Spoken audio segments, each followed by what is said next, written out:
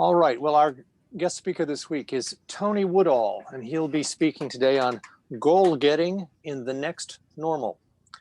A little bit about Tony. He's the CEO of Motivated Action Group, a firm dedicated to inspiring individuals and corporations to become high-performance goal achievers. He is an award-winning professional speaker, author, and coach. He has published the book, 9 Steps to Successful Goal Achievement, the how-to guide to goal-setting success. He coaches individual clients as well as corporations. He has presented his goal-getting program to real estate brokerages as a continuing education course for boards of realtors and to sales academies for national financial service firms. Tony is a graduate of the National Speakers Association of Northern California Speakers, as well as the Dean of the 2018 Speakers Academy. Feel free to ask your questions for Tony during the presentation via the chat box, and we will route them to him accordingly. With that, please virtually welcome Tony Woodall.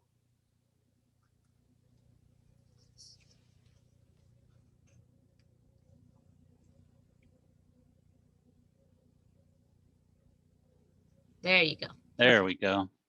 Everybody has a problem with that mute button. I'm going to share my presentation here, and then we'll get started. Can everybody see the presentation? Yes, we can. Yes. Excellent. Let me do some.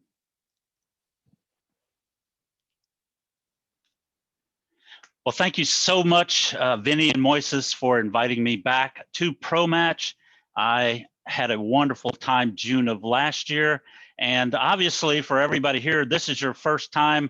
You may not have been at the live presentation at ProMatch at the theater there in Sunnyvale. It was a wonderful time, and I really want to thank you for having me back today. And I would also like to thank my friend Suzanne Campy, who introduced me to ProMatch last year, and I had a great time, you know, there speaking with everybody, meeting everybody. I think this is a phenomenal organization. I wish I'd have known about it sooner. But today we're going to talk about normals. And I want to start with talking about Election Day. Today and this month was a very important time of year, and Election Day 10 days ago had a great meaning for me this year. How about you? Everybody here, it probably meant a lot. This was a very important election, but it really had a special meaning for me, and not just because of the nature of the election itself, but this year, Election Day marked my 10th anniversary of moving to the Bay Area, 10 years ago. Now, Tax Day 2006, my 10-year position as a Chief Information Officer was eliminated. It was my goal since 1990 to become a Chief Information Officer. And suddenly, my dream job evaporated, and I went from 6 figures and an expense account to unemployed overnight. My normal changed. The next normal began, and I started my new career as a loan officer in the next month. My business started to grow, and I was closing 7 to 9 loans a month as a loan officer. And then 2008 came. Anybody remember what happened in 2008? The mortgage crash, the mortgage meltdown. Loan officers were not closing loans because nobody, for whatever reason back then, was buying homes. Mortgage companies went out of business. Everything was in a turmoil. It was so bad, I had to start a job, part-time job as a bakery clerk at a grocery store to make ends meet. My normal changed. But my next normal began as I became from a CIO to selling mortgages to now selling cannolis and cupcakes, and from $10,000 a month to $10 an hour. That's a big change. Well, shortly thereafter, we had to file for bankruptcy. We lost our 4,000 square foot home and moved into a basement apartment on a horse ranch, infested with mice and spiders. So we didn't see those when we moved in until later. My normal changed again, and my next normal began. Well, then finally in 2010, I got a call from San Francisco, and I was recruited to work for a local bank. And on election day, 2010, I woke up, got dressed, drove to my polling place in Atlanta, Georgia. I cast my vote, got in my car, and drove west to San Francisco. 4 days later, my next normal was beginning again. I had set a goal in 2008 when I started working at the grocery store and in the bakery that I would get out of the bakery and stop baking dough and start a career making dough again. But the key was not thinking about the new normal each time, but realizing that there are many normals in life, and each one is really just the next normal. And I realized that having a system and a program that allowed me to do goal getting in the next normal was very important. Now I'm showing this photo. I took this photo 2 weeks after shelter in place went into effect. I was walking around downtown San Rafael in my daily walks that I needed to do to get out of the house with my mask on. And I was walking by this big vacant lot that is covered in asphalt for a whole block with 7-foot chain link fence all the way around it. And as I looked over in the middle of this lot, I saw this site, and I had to take a picture of it. It wasn't there the day before, but I saw this site in the middle of this blank emptiness of asphalt. And I got to thinking, wow, that kind of looks like what everybody is probably thinking right now. My world is falling apart and my life is going down the drain. Many people feel that way because they keep hearing this is the new normal. Well, today I want to share a program and a system to help us achieve our goals in what I call the next normal. We have many normals in our life. Things change, jobs change, we get married, we have kids. There's all types of events that move us into our next normal. I've had a couple normals that I haven't talked about that have also changed, other next normals. But we all go through those. But it's important to realize that our life is not coming to an end. Just like this globe, how many of you have a globe right now that you refer to find the country of your choice that you want to visit? Probably no one here has a globe. Why don't we have globes? Because they don't work anymore, because the world changes so frequently that to update globes would be a nightmare. And also the same thing for world maps. What was on this globe at one time for the countries around the world has probably changed. So it's not important to think about our life going down the drain or our ideas or our goals going down the drain, because we can still set goals and we can still achieve those goals in the next normal. Now, I want to talk about what today and the rest of this year is the time that most people set their New Year's resolutions. How many of you set New Year's resolutions last year for 2020? Probably many of you. 60% of people set New Year's resolutions every year. These are the New Year's resolutions, the top New Year's resolutions, the top 10 for 2020. People around the world or in America set goals or New Year's resolutions to manage their finances better, to eat healthier, to be more active, to lose weight, to improve our mental well-being, to improve our social connections, to learn new skills, and to be more eco-friendly. Well, how well do you think we are doing on these this year?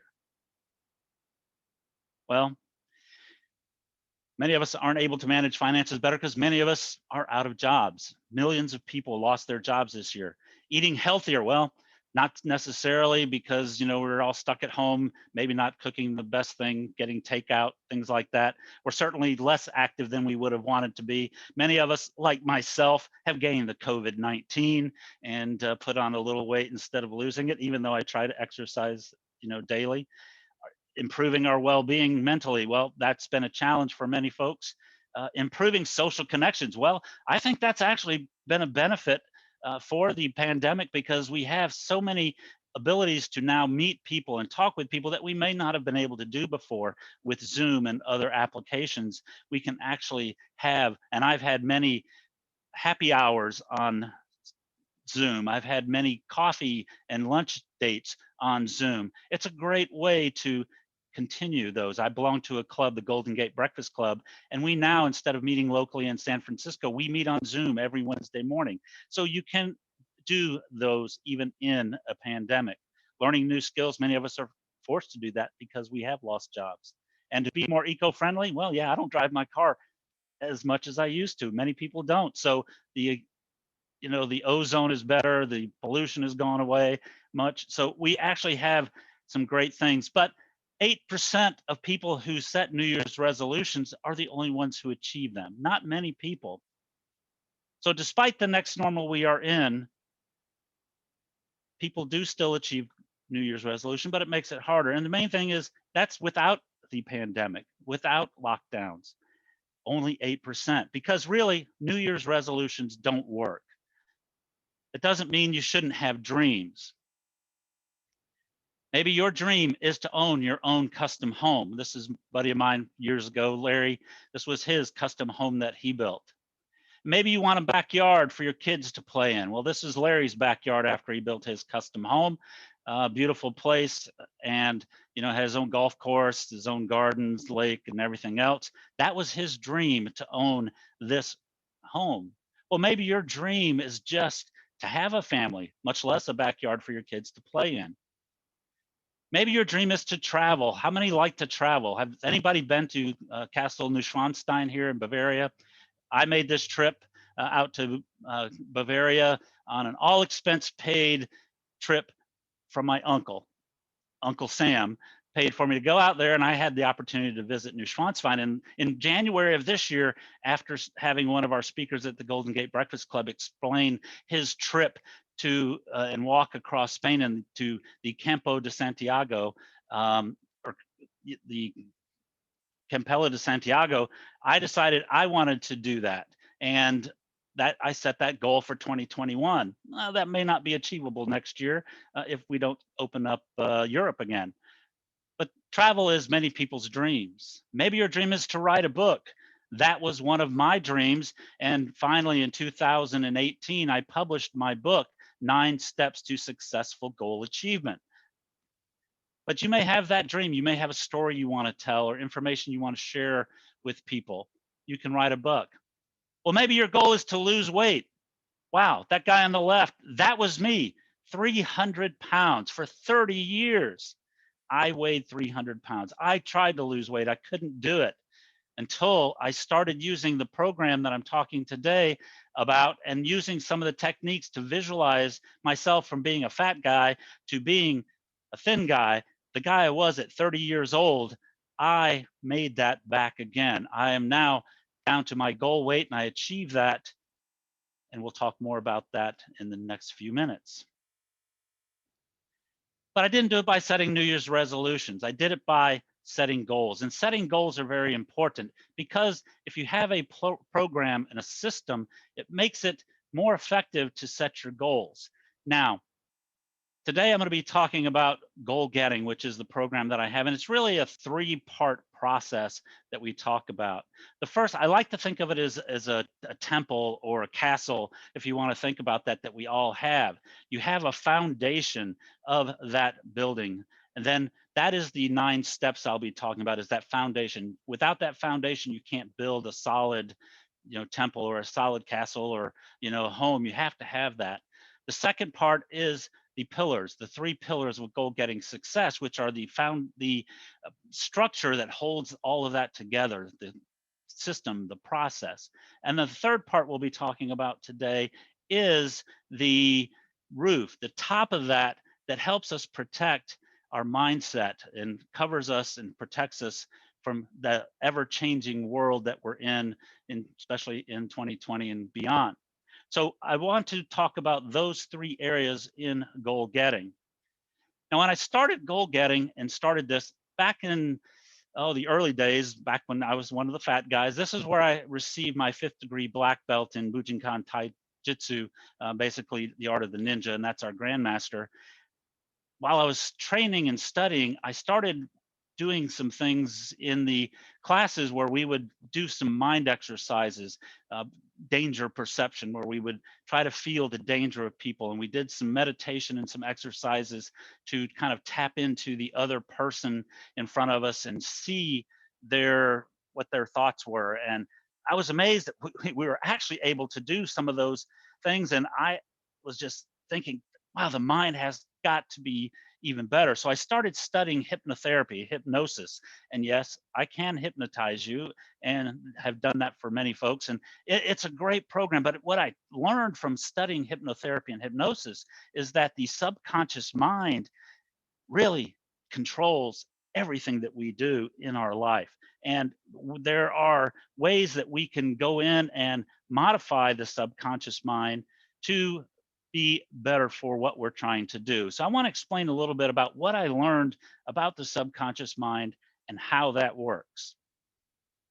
So when we're born, our mind is basically a blank slate. Our body and mind take in information from the people around us, our primary caregivers, authority figures, people that we know, our social network within our families, etc. So all of that starts coming in to us, and the mind starts getting all of these thoughts and beliefs and feelings and emotions that we associate with everything. It starts picking up patterns. It starts looking at what we're doing and what our families are doing and what our environment is all about. So all of these go into the mind as what we call knowns. So it knows these to be true and factual based on the experience that it's picking up in this particular time. Now I'm showing positive and negative, but I want you to understand that at the time the brain and the mind is getting this information, it doesn't know if it's positive or negative. It's just a known. It is fact as far as it's concerned. It becomes a negative potentially later when we need to tap into our mind and do things where it then can become a limiting belief, not necessarily negative, but a limiting belief. And once you learn these techniques, I started putting those into practice. But what happens once you're around 8 years old, the mind starts putting in a critical mind filter where you start thinking and it starts processing these new items that start coming into our subconscious mind. And what happens when that critical mind filter, when you start getting new information coming in, the mind processes that and goes, wait a minute, that's not what I know about you or your thoughts or your beliefs. You have been raised this way and you have done this for a long period of time. I don't think that's something you need to do. It's not in your best interest, maybe it's thinking. So it basically pushes that particular thought process out of your mind and says, no, you can't do that. How many of you have heard those voices in your head saying, well, you can't do that. It's called the imposter syndrome, fear of failure, things like that you may have. That's when these knowns can become the negative, the limiting beliefs that you may have. So those are things you have to start thinking about. Once this goes, how do we change those limiting beliefs that we may have to positive beliefs? And I know for a fact that one of the things that I found out that I had in my subconscious was I was always told that I wasn't college material.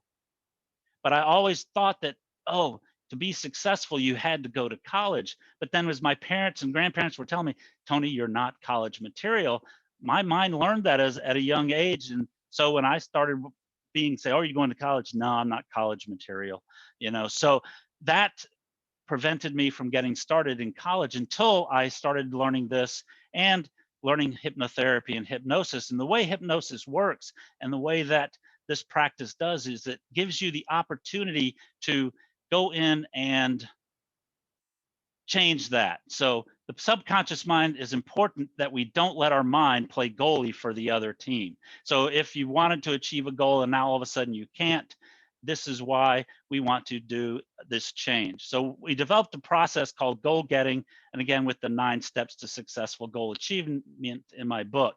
So I'm going to run through these very quickly to talk about those. You can get my book and I'll be glad to share information about it. But the key ones that we want to talk about is number one, you want to write your goals down. Napoleon Hill in 1938 wrote Think and Grow Rich, and he interviewed people that were successful at that time, and they all had the same common denominator. They all had clearly defined written goals. So it's very important to have your goals and have them set and write them down. Now, when I was growing up and starting into my career in professional speaking and goal setting, I'd always heard of this Yale study that said, that they took a group of classmates from Yale and said that those who wrote their goals down did better than those who didn't write their goals down. Well, it turned out that never actually happened. That was I guess the first issue of fake news, because it never really did happen. And Dr. Gail Matthews here at the Dominican University in San Rafael heard the same thing. So in 2009, she actually did that study. And in her studies, she found out that you have a 42% greater chance of achieving your goal if you write it down. Through all of her studies, according to that research, she found that the positive effect of written goals was supported, and that those who wrote their goals down accomplished significantly more than those who did not write their goals down. So it was proven now by a university professor. So the important part of writing them down is not just writing them, it's clearly defined written goals that's the key. So Napoleon Hill said clearly defined written goals. So you want to be specific. Now, with being specific, everybody loves a story. And so what does a story get you? This is from my last pro match. It gets you hired if you haven't already gone through that. That's one of the tenets that I always heard back in pro match, that telling a good story gets you hired. The importance, it does more than that. It actually helps you understand what your goal is. And telling your own story is very important. Instead of writing down, I will weigh 185 pounds on 12/31, I put more of a story into that, a visualization, information on emotions. When I wake up on December 31st and go to my bathroom scale, I'm going to step on the scale and I'm going to see 185 on the scale, and I will pump my fist and give a woohoo, happy new year, happy new you, because that gave me that clearly defined goal. The second step is be realistic. Now, when I say be realistic, it doesn't mean you can't have moonshot goals. You want to have hairy, audacious goals. You want to have moonshot goals. Somebody one time said, oh, you'd never be able to fly across country in an aluminum tube, in a matter of hours. Well, we do that every day, thousands of times. There is an opportunity, so don't forget, but be realistic in the fact that I can't make a goal that I'm going to win Wimbledon next year. I'm too old, probably, not an age thing, but I'm just not that good, because I played tennis and lost to 12-year-olds and 80-year-olds, and I just don't think I'm going to win it next year. So for me to set that goal would be unrealistic. So be realistic. Don't set yourself up for failure.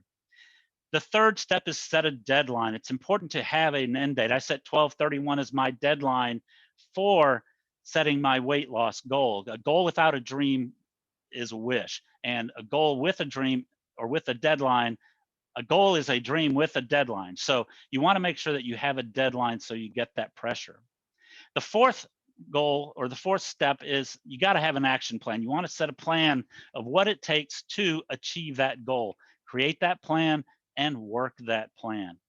How do you achieve that goal? What are the action or events that you must take place before you can actually achieve that goal? Remember, a goal without action is just a wish.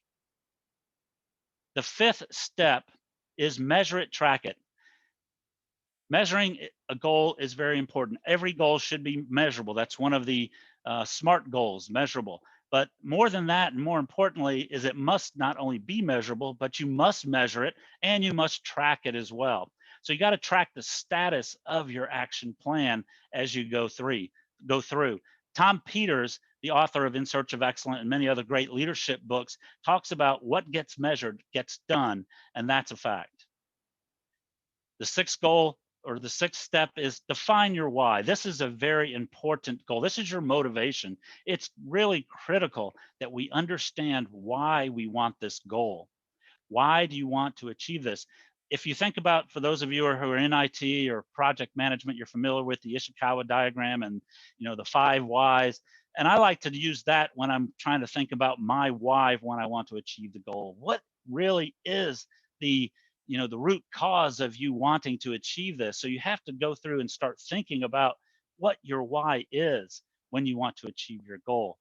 Ask yourself 5 times or more, why do I want to achieve this goal? Why do I want it this reason? Keep going into it until you actually get the reason for that goal. We all have different motivations for, where we want to avoid pain or we want to bring joy, different types of things. It's important to understand that about you, because when the going gets tough, it's going to be hard to maintain your motivation if you don't understand why you want to do that. Gloria Hyatt talks about people that lose their why lose their way. Many people, when they lose, the reason for their goal or whatever, they kind of get lost on their path. And it's important to understand your why and not forget it. The next step is very critical. As you noticed in my specific goal that I created for weight loss, visualization is important. You want to be able to visualize your goal. What you want to do is, create a process or create a vision of what you want to be. We're all visual people. Social media right now, everything, it started as 140 characters of text, and now everything uses video, images, that. So you have to create that. And storytelling is an important part of that. It helps you learn, it helps you remember. The images help us tell a story. I saw a recent couple weeks ago, Michael Haig, who's a master storyteller. He's hired by Will Smith and many other people in Hollywood to help craft their stories for their films. And if I've got it on video at the the Golden Gate Breakfast Club website, if you'd like to get the link to that, let me know later. But storytelling is key. Michael Phelps, the best swimmer, no questions asked, used to get up on the blocks when he would go there. And as he was walking by, his coach, who he'd been working with since he was 11 years old, would always tell him, Michael, play the video. Michael Phelps, every day, every time he would train or practice, he would always visualize himself not only winning, but winning at the fastest speed of anyone out there. When he got up on the blocks, when he jumped in, he wasn't thinking about trying to win. He was visualizing it in his mind. He was seeing himself going faster. He wasn't looking at anybody. He was focused on that video, that visualization. Dr. Matthew Walker, the professor of neuroscience and psychology at Berkeley, and Dr. Joe Dispenza have proven that visualization, or passive play as some people call it, can cause a rewiring of our brains beneficially. There are many stories of people using visualization to learn to play the piano, to shoot basketball, and they do as good a job or better than those who actually go out and practice shooting baskets or playing the piano and the notes and scales and things like that. So it's proven that visualization is 50% as effective at changing the neuroplasticity in our brain. One of the things I recommend as part of visualization exercises is create a vision board. Make sure that you have pictures of yourself or the goals that you have, and create that, whether it's virtual vision board or a physical vision board. And the other thing I like is to put yourself in it. If you have a goal, go put yourself in that goal. I had a goal to own a BMW Z4. My friend had one, I got to drive his, but I got the opportunity to go put myself in one at the Performance Center racing track and got to ride in that car around the racing track. And then in 2008, I want to introduce you to Gina. Gina was my BMW Z4 that I bought April 1st of that 2017. I called her Gina because it's goal imagined, now achieved. So that was my goal, and by putting myself in it, I achieved that. Now, sadly, Gina passed away January 30th of this year in a head-on or rear-end collision that I got into. So had to put her to rest. But it was fun, and I did achieve that goal. The 8th step, and very critically key, and one of the reasons why people don't work with New Year's resolutions, they really don't make a commitment, and that's important that you make a commitment. You want to have a commitment with yourself. I have a contract that I write for myself, a personal contract, making a commitment, just like I was signing a mortgage, a note, a promissory note. So I have my own personal promissory note, and I encourage you to do that. Make a contract with yourself that you're going to do what you need to do for achieving this goal. Hold yourself accountable. That's one way to do it. I recommend getting an accountability partner. During my weight loss, one of my colleagues became my accountability partner. They kept up with me, make sure I ate properly and exercised right. Join a mastermind group, a group like ProMatch, and hire a coach, maybe somebody that can help you personally to achieve your goal, depending on what it is. The 9th step in the 9 steps to successful goal achievement is reward yourself. It's important to reward yourself as you achieve the items within your goal setting. It's achieving goals is something that we all live for. Power of Habits talks about the habit loop, and there are going to be many times you have to create new habits while you're working on your goal.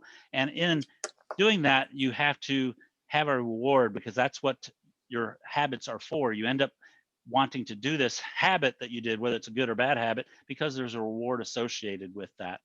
John Jones says, what gets measured gets done. Same thing as Tom Peters, but what gets measured and fed back gets done well, and what gets rewarded gets repeated. I had a goal when I won my achieved my goal to lose weight. My goal was to buy a custom-made Hickey Freeman suit. It's just something I've always wanted since I was a kid, a custom-made suit. That was my goal, and I was able to achieve that. So that is my reward for that. So you want to have a reward. So those are the 9 steps to successful goal achievement. Again, think of them not in an order that I need to do them, but as ingredients to make this foundation for my goal setting and my goal achievement. So are there any questions on that at the present time? Tony, this is Mylan Lazich. Thank you very much. This has been amazing material, and I know I'm probably like a lot of people, and listening to you, just the wheels start turning as to how I can apply this. Couple questions at the top here. Have you ever worked with anyone or encountered anyone who had a goal and they wanted to set it and follow a plan like this, where you thought there's no way they're going to reach this, and then they surprised you at how successful they were? Oh, you know, there are people that I've spoken with that, you know, I'm not a very, let me change. I'm a positive person. I believe everybody has the opportunity to do it. Sometimes I see where they have this goal and they've had, and I know them well, you know, friends of mine, and I know that, well, they're going to quit doing it because, you know, they just, again, it's those limiting beliefs. I've built those limiting beliefs about them because I've seen them in there, but they were able to change their discipline habits that they had. And because of that, they were able to achieve those goals. One of my good friends was a mortgage banker like me. She decided that when the mortgage market crashed, she wanted to own her own gym and set up a fitness retreat where she could, you know, invite women over 50 to do that. That was her passion, her goal. And I going, well, you know, I've known you. I thought, well, she's kind of flighty, but we worked together and I told her what she needed to do. And she started following the plan and changing her discipline and doing what she needed to do to follow through.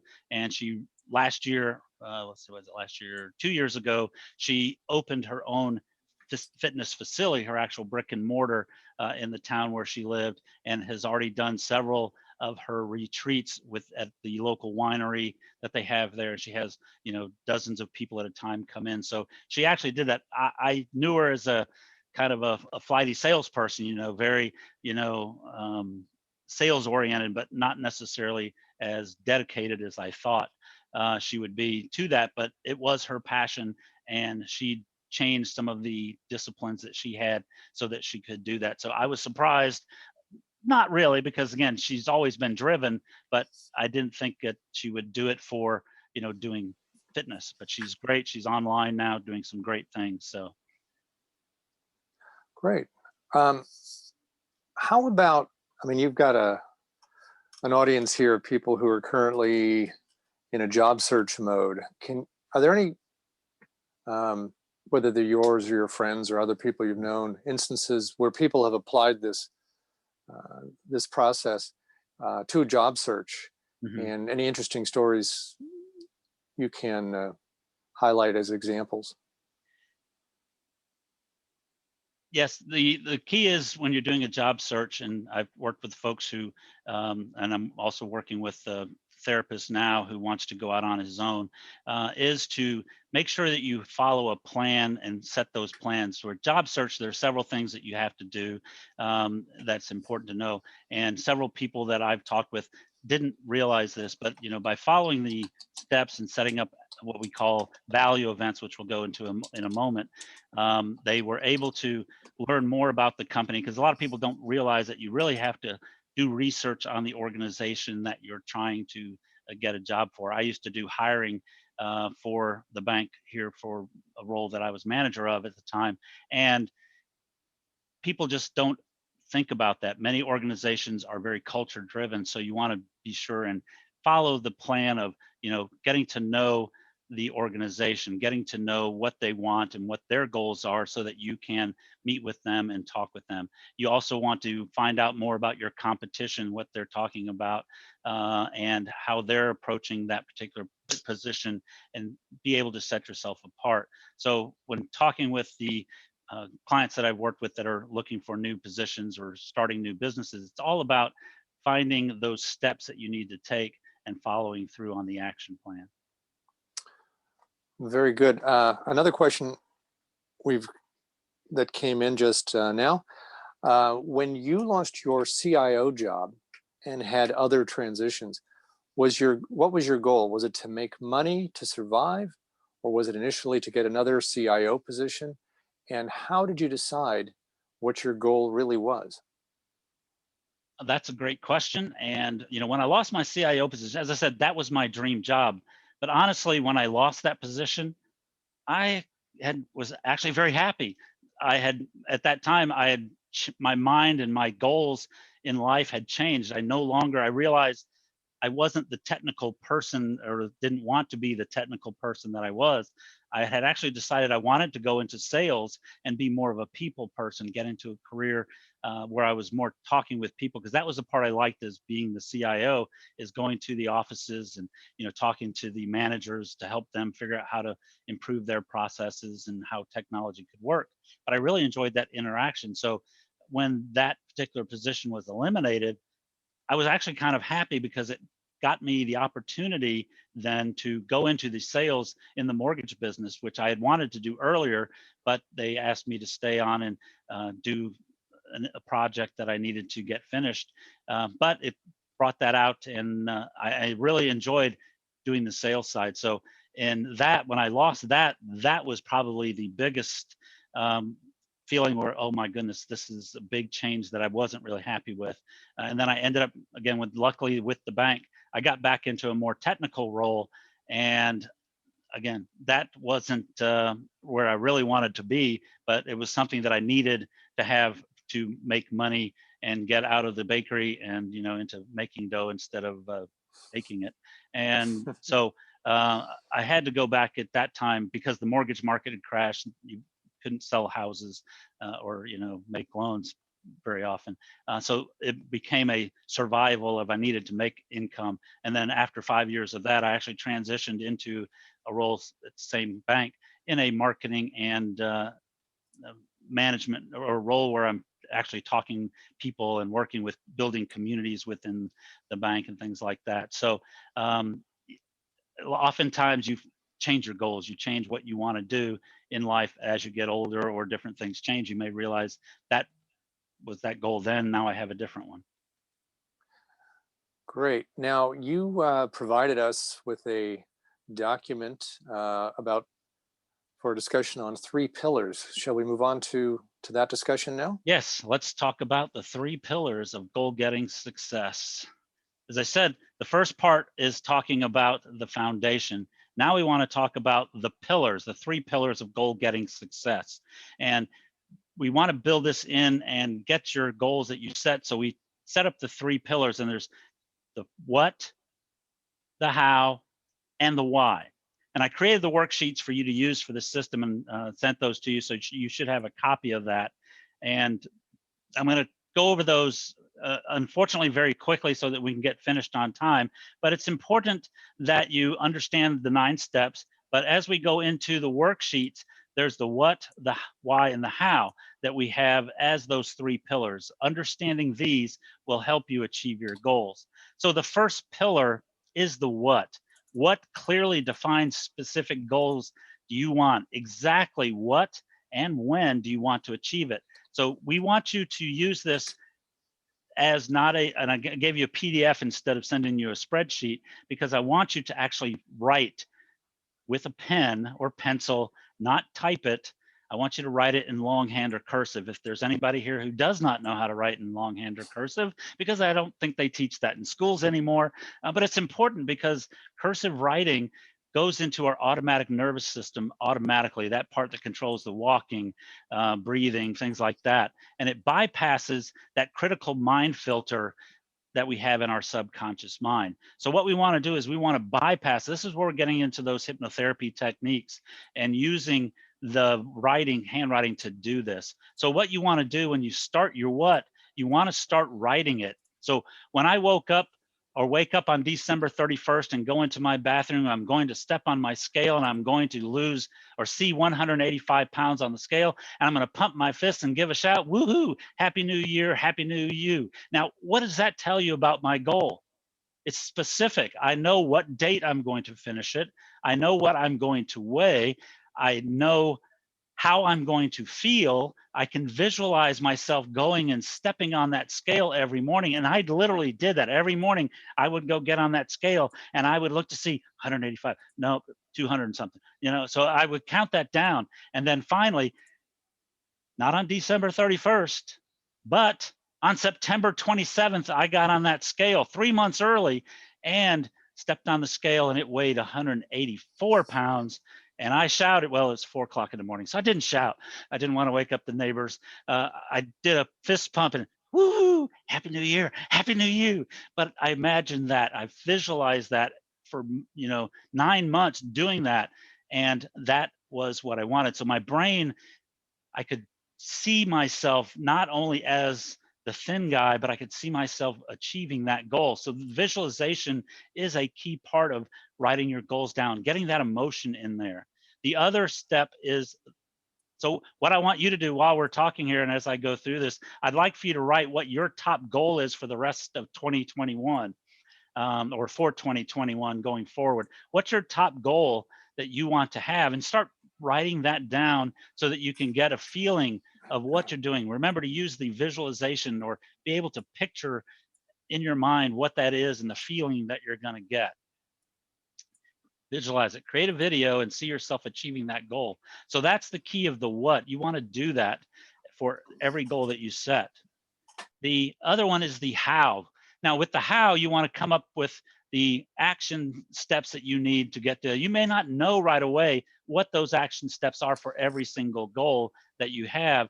So you start writing the ones that you do, and then you add to it as you go along. You'll add the basics how-to steps that you need. We'll get into the measurement part where we track value events, which is more in-depth than the how. But I knew that I would have to eat less and exercise more. I call that the L&M diet for people who want to know. But I knew I wanted to be able to achieve the goal that I wanted in the time frame. I knew that I had to have a 1,200 calorie day diet, and I needed a deficit of calories by 1,000 calories. So that meant I had to do a lot of work and cardio and things like that to burn those calories. So I had to figure out what's the best way to do that. And then I started thinking about different ways that would be able to achieve that. So I wrote those down of what I would do on those task that I needed to achieve that goal. So after you've defined your what, again, specific, clearly defined written goals, you want to write it down. You want to then come up with these steps that you think you're going to need to do that. Again, you may not know what those steps are exactly for the goal, depending on what it is, but that might mean that one of your action steps is to research more, to talk to people in an industry that you might need to do. So you may not be able to actually do those steps yourself, but you may need to hire somebody to do that. So whatever those action steps are, you want to write those down. And then you want to talk about the why. Again, this is where you want to work on those visualization, those ways to reward yourself, the feeling that you're going to get when you achieve this goal. What is the result? Now, most of you might have thought, I want to lose weight because I want to be thinner, or I want to be healthier, or like at this time I was also had gone through a divorce, again, another next normal, and I might have wanted to be able to attract more women. That wasn't why I wanted to lose weight. I had gotten to 300 pounds and also became a type 2 diabetic. And every month I would have to pay over $300 a month in medical expenses for medicines to help with this. That's a lot of money. I didn't like paying that. I wanted to be able to travel and do things that I enjoyed. And by taking that $300 a month away from spending it on useless medicine for me, if I controlled my diabetes, I would be able to use that for fun or doing something else. So that was my motivation for losing the weight, to get my A1C down and become a healthier person so I could get off the medicine and stop wasting money. So what is your why? Why do you want this top goal that you're thinking about? What is your reason for this?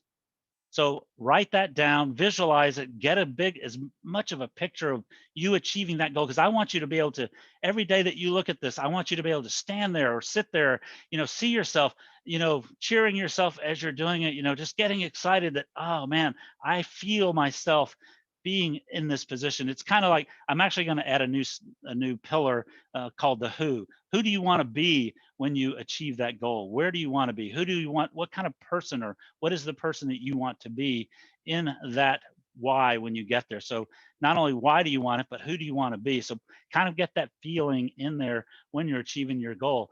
I had to change that mindset of me being a fat guy that I'd been all of my life, not just, when I got to 300 pounds, I'd been fighting weight long time. I had to see myself as a thin person. I had to see myself as that person who could get into a 33-inch waist, which is what I got into by the time I finished that.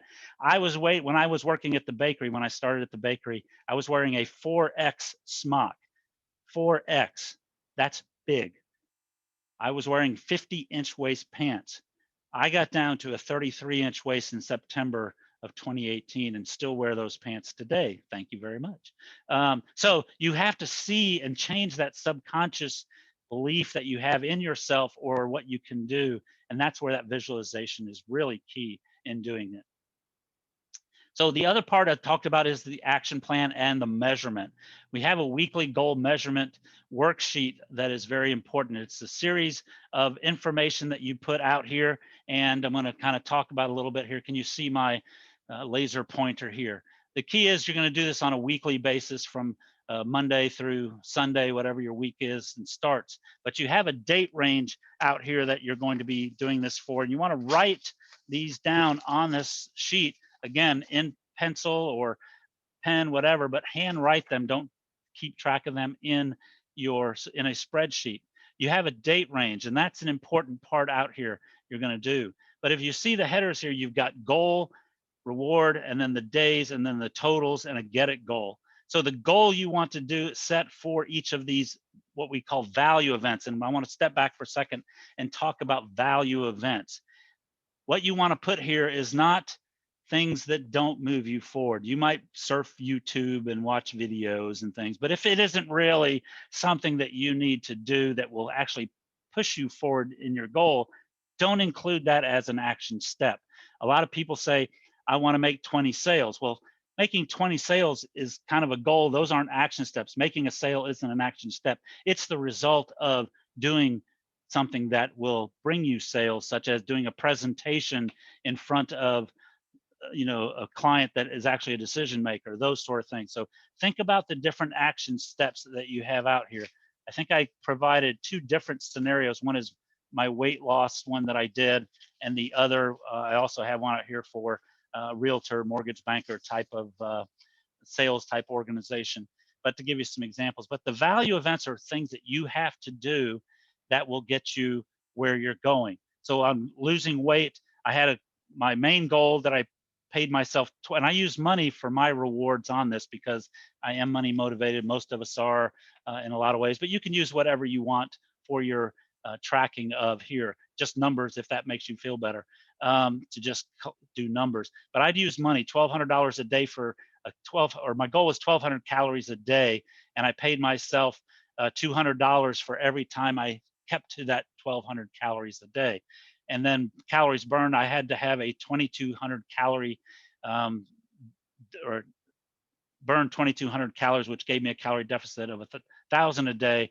And that I paid myself, if I had that deficit, $300. So those are rewards that we're talking about. And we're going to accumulate those as we go through each day. So we're going to set what our goal is for that value event, what we're going to pay ourselves for each time we achieve that week, and then what days are we going to do that? Monday through Sunday, we may have different days that we actually do certain value events depending on what we're trying to do.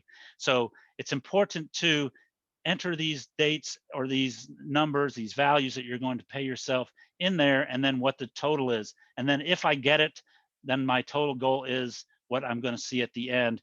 That's what I want to earn. So the value events I have here is no breads with gluten. I basically ate no breads, period, gluten or no gluten, during that time. But I would pay myself $50 every day that I went without eating bread. So during the time, I went through almost every day without eating any type of bread without gluten. I did eat gluten every now and then, but not, again, most of the time it was none. Cardio, I did an elliptical, 1 hour each at level 5 or better, 3 times a week. I wanted to do cardio. I paid myself $100 for those. Walking or running on Saturday and Sunday, I did 5 mile or more hikes. So I paid myself 2 days a week. I paid myself $200 for accomplishing those. And then different exercises. You'll notice that on the body weight exercises, burpees, I did those. I also paid myself more for every one that I did. Why? Because I needed more incentive to do burpees. I hate burpees. Burpees are hard. So to make sure that I did what I needed to do, I reward myself extra for items that are more important for me to do to move towards my goal, or that, I need a little bit more incentive to do those. So this is how you do it. You track it all the way across for every day, total them up at the bottom for each day and across for each week. And then the key thing every night that you're doing this, the one thing every week, you're going to put the date and you're going to do a signature. You want to sign this. This is your commitment. This is your putting yourself accountability that I am agreeing that I am going to do this.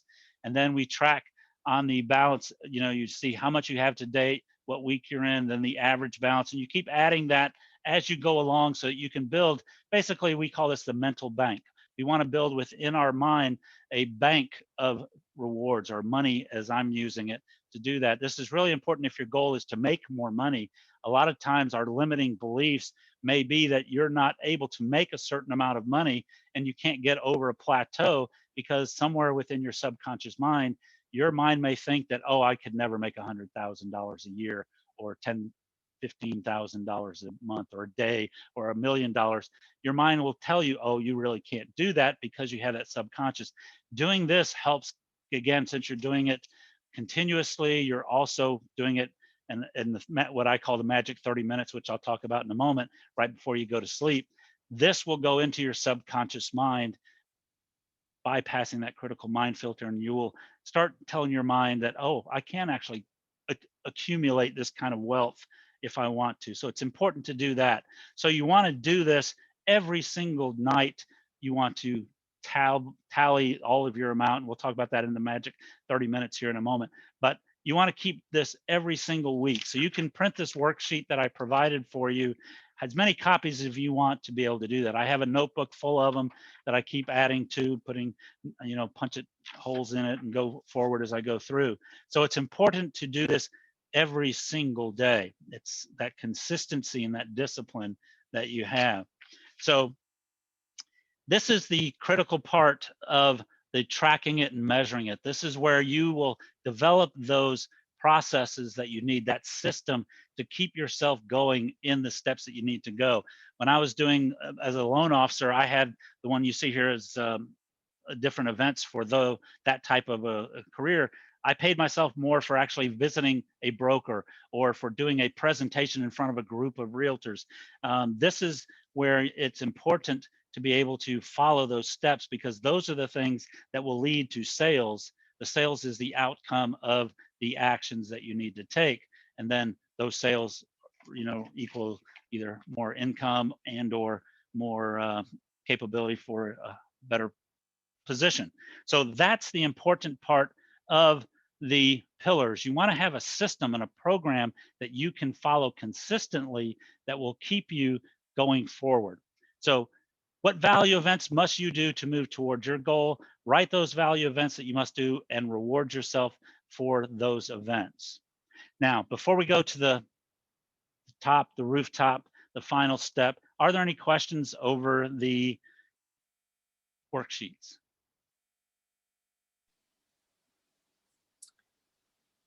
Well, we've asked people to put questions in the chat. I'll remind the audience that if you have anything that comes to mind, please put it in chat. Right now, Tony, we don't have anything, so maybe we could move on to your next topic.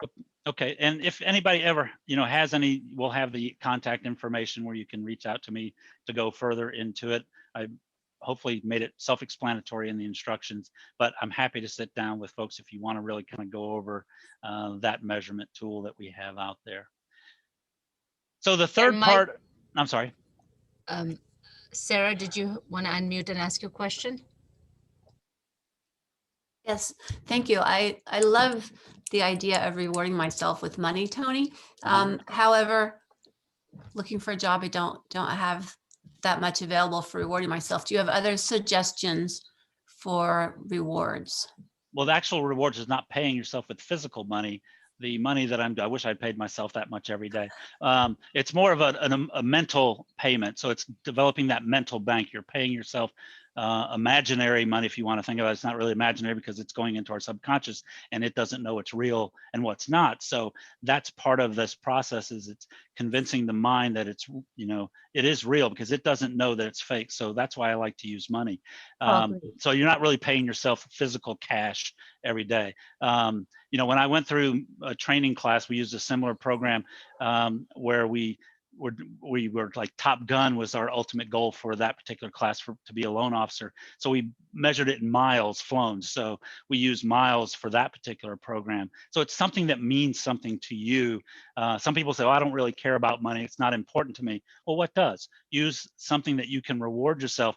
That, if your interest and your passion is to inspire somebody, well, you can say, "Well, I've inspired 5 people today," or I've made 10 people happy. Whatever that particular measurement that means something to you is what you use in the mental bank part of what we're doing here with the rewards. It's not so much, giving yourself cash. Now, at the end, when you achieve that goal, come up with some reward. It may just be, going to a lake somewhere and, enjoying the day, or taking a hike somewhere that you always wanted to go. So it's not always money that you're rewarding yourself with, especially not on the tracker. That's I'm not going to say imagine. I don't want to say imaginary. It's, the mental money that we're paying ourselves. Does that answer your question? Yes, thank you so much. All right, That was cool. great. Great. All right. So I'm going to move that. So the last part of this process, the goal getting process, is that third part, the roof over our head, and that's the success mindset. That's controlling our mind and protecting our mind. We want to guard our mind from the environments that we're around, the people we're around. There's a saying, the top 5 people you spend time with is what you become.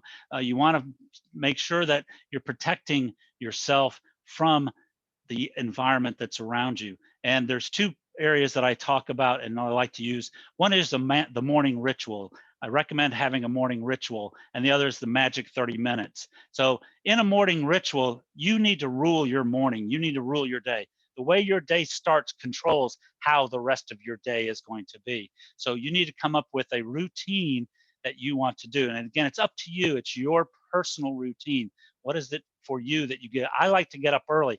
Now I don't do it now at 4 o'clock, but I used to wake up at 4 a.m. when I had to go into the city to work. I would wake up early because I had to get on commuting, the ferry and things early and get into the city. But I now wake up at 5, but I wake up early whether I want to or not, even when I'm on vacation. But I wake up early so I can do things for me. I can take care of myself. The first thing I do every morning is I make my bed. And you say, why do you make your bed? And again, if I have my girlfriend's over for whatever reason, and she's still sleeping when I get up at 4 because she doesn't, I can't make my bed. But if I'm by myself, I make my bed every morning. It's something that I can do that is successful. It gives me my first success of the day. I cleaned my bed, I straightened it. It now is something. Admiral Wesley McRaven did a great speech on that. If you go to YouTube and search "Make My Bed," Admiral McRaven, his great comment. And when I learned that, I decided to make my bed every day. I listen to motivational videos. You want to get your mind started with something that is positive in the morning. Again, get yourself going. There's other things that you can do. I do exercising, stretching. Sometimes I do meditation, depending on the day. I always, while I'm waiting for my coffee to get ready, I write in my gratitude journal. I write down things that are I'm grateful for, and wishing gratitude on other people. Priming is a big thing that I like to do as well. It's breathing exercises. Those of you who are into yoga or do other types of motivational type things, breathing is key to our body's health, and you want to make sure that you prime yourself. There's an exercise that I do a lot of times where I'm doing breathing exercises 3 times, and I do gratitude, thanking the universe for everything that I have. Then I express gratitude to other people, and then I envision myself what my goals are and my day being a positive day in that priming exercise. So get control of your morning. Set up a routine for you every day that you do. It's part of building discipline. Self-love is important. The next step is the magic 30 minutes. Now, why do I call it the magic 30 minutes? And no, don't think anything like what you're probably thinking. It's the last 30 minutes before you go to sleep at night is when you're the most suggestible. When you're talking about hypnotherapy and opening up that critical mind filter, that last 30 minutes before you go to sleep is critical for using that to tap into your subconscious mind, bypassing that critical mind filter. You are more susceptible during that time. I don't keep a TV in my bedroom for that reason. I refuse to watch the news before I go to bed. You want to have that magic 30 minutes is why I call it. And during that 30 minutes before you go to bed is time for you to calculate your successes on your tracking sheet. Every day, go through, total up all the activities and events that you accomplished that day and total those up and sign, or make sure you keep track of that. And then what I like to do on the back side of that page is I do happenings. I write down every good thing that happened to me during that day or happened for me during that day. It's called happenings. Write down everything that you can think of. Just start writing. Don't think about it. Just everything that's good, write those down. And then the last thing on that same back of that page during that week, I also write affirmations.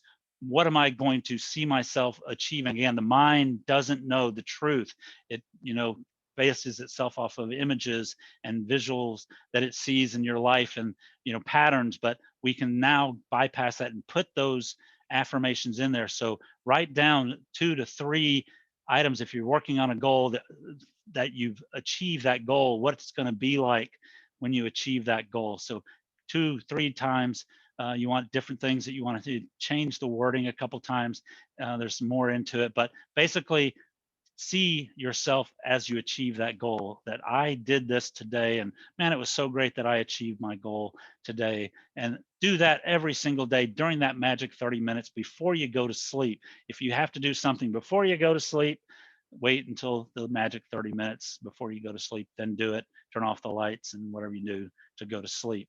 That's the big key. morning routine, create your morning routine and do the magic 30 minutes before you go to sleep. And I was dating a girl, a lady not too long ago. She was an artist, and she saw when I told her about my book, she goes, "Oh, that's too many steps.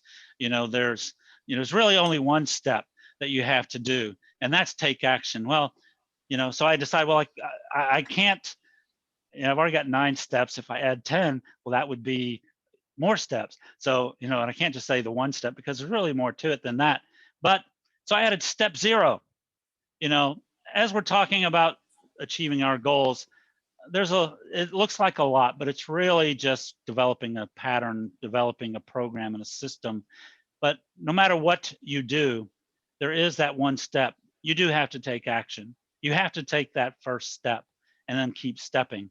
If you don't take action, and the 9 steps, the goal getting program is really based on those action plans and those action steps, and obviously doing those. So I put it as step 0 because if you don't take the first step, if you don't do what you need to do, setting the goals or that's what New Year's resolutions are. People say, I'm going to do this, I want to be this, but they don't really take the action. They don't have a plan, and they don't usually achieve the New Year's resolutions. So as I end, I would like to recommend just begin. Start now, do it every day, do what you need to do to achieve your goals.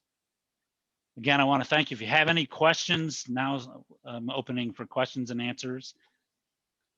Well, thank you, Tony. This has been fantastic. And just my own observation, the girlfriend who said there's really just one step, that would have been a much shorter book.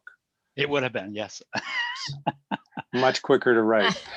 I know we're at the end of our session today. We'll open up one last time for any questions for Tony before we wrap up. I just want to say this was great. I really appreciate the time you took. I think a lot of people do. Great. Well, thank you very much. If you need to reach me for anything, if you have questions, you can reach me at my phone number there. You can reach me at tony@tonywoodall.com is my email. Make it easy for people. And like I said, I'm on Instagram. I have my website, motivatedactiongroup.com.